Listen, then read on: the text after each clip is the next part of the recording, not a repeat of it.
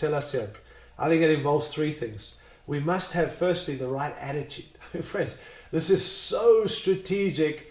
And I want to tell you, friends, I've done my utmost in God. I haven't done this perfectly, but to live this out myself. And I've watched people's lives adjust, and even people's attitudes when we've come with the right attitude. We must have the right attitude when we're dealing with conflict.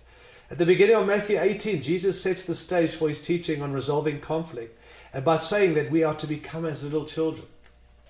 In Matthew 18, verse 1 to 4, it says, "At the time the disciples came at Jesus and asked, 'Who is the greatest in the kingdom of heaven?'" I mean, right there exposing their hearts. And verse 2, he called out a little child and had him stand among them. And he said, "I tell you the truth, unless you change and become like little children, you'll never enter the kingdom of heaven. Therefore, whoever humbles himself like this child is the greatest in the kingdom of God." So that was at the beginning, before Jesus introduces the subject of handling conflict. And so it's this picture of humility, friends, this attitude of coming like a child. And so Jesus says there, we are to humble ourselves like little children.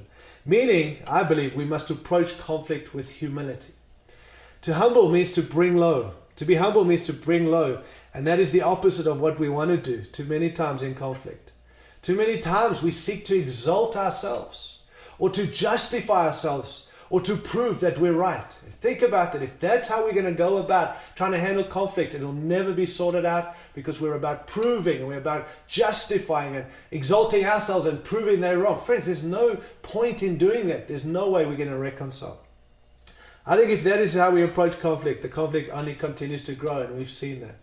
When we are dealing with conflict, Jesus says the goal, please hear this, is reconciliation, not justification. Just think, if we change our attitudes and how can I reconcile with you rather than how can I justify I'm right and you're wrong.